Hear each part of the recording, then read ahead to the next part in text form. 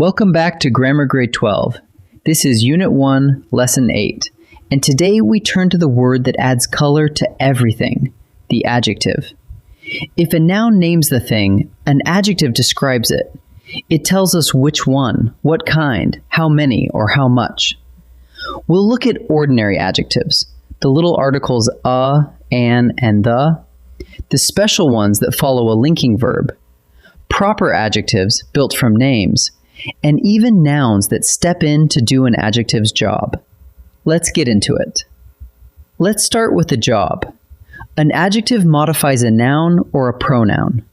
That means it limits or sharpens the meaning of the word it describes. Say, the weary traveler, and weary narrows it down. Not just any traveler, but a tired one. Say, a silver coin, and silver tells you what kind. Here's the useful part.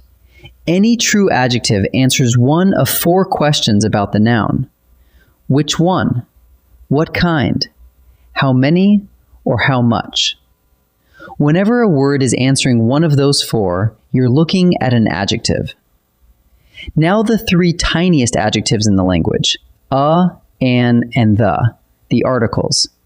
They're so small we barely notice them, but each one still points at a noun. A and an are the indefinite articles. They point to any one member of a group. A harbor could be any harbor. An anchor, any anchor. The is the definite article. It points to a specific one, the harbor we chose. And one quick spelling habit.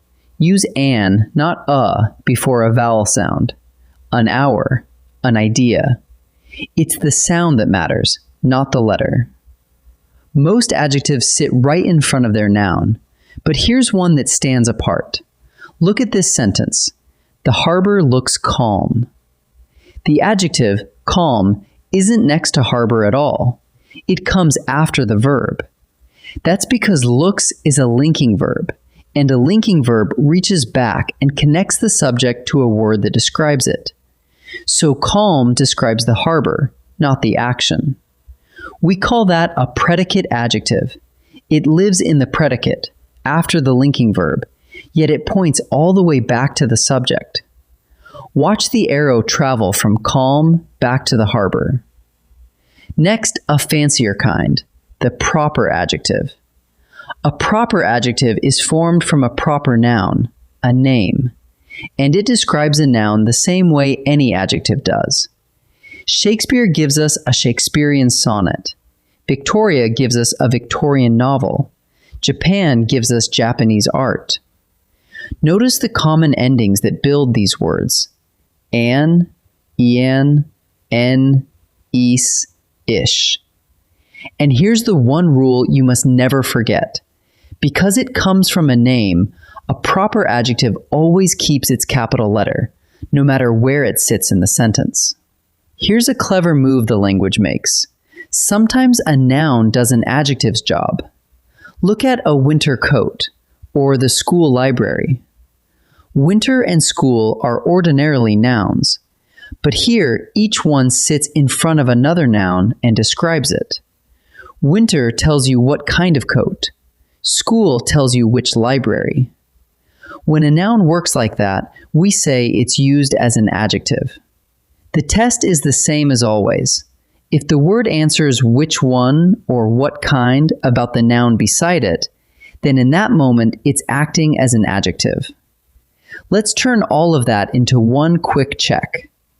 First, find a noun or a pronoun in the sentence, the thing being talked about.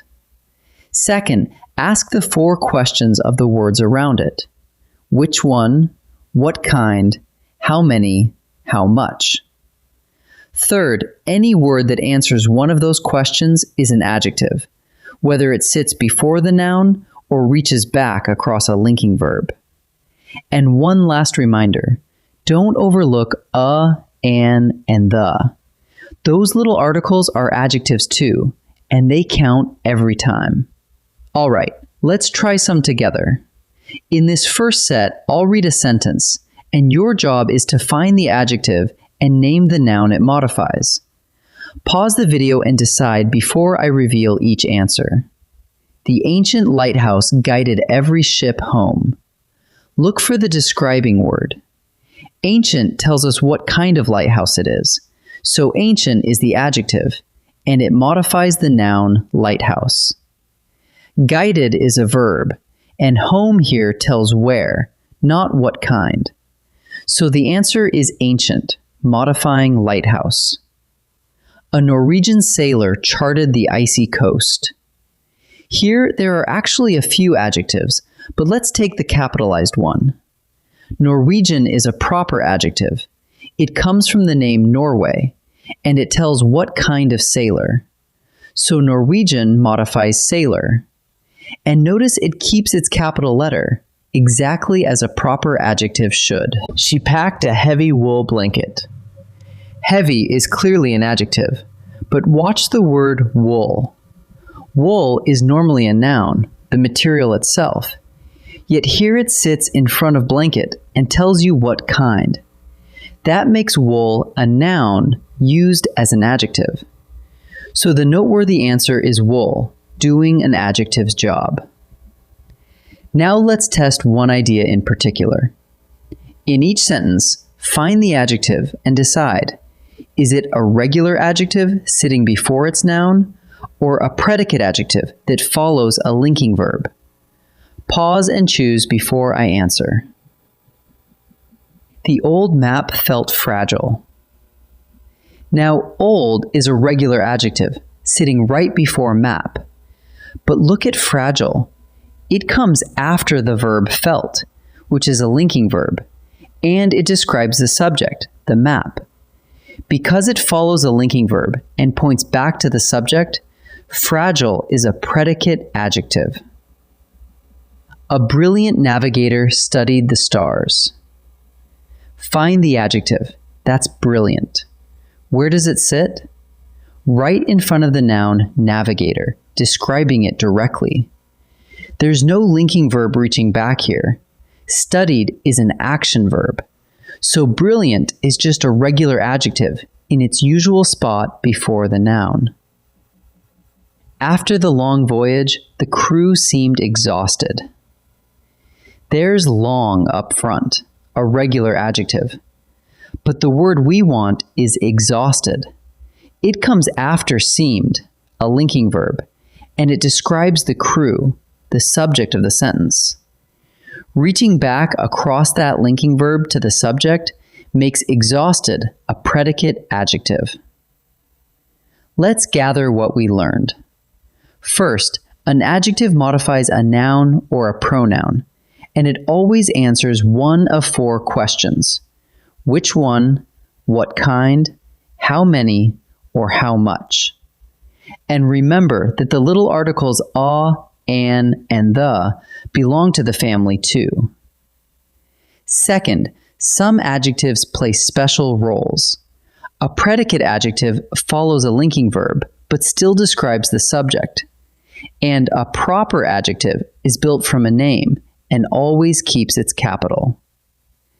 And third, even a plain noun can borrow the job. A winter coat, a school library, whenever it tells which one or what kind. That's adjectives, mastered. In our next lesson, lesson 9, we'll meet the adjective's close cousin, the adverb. I'll see you there.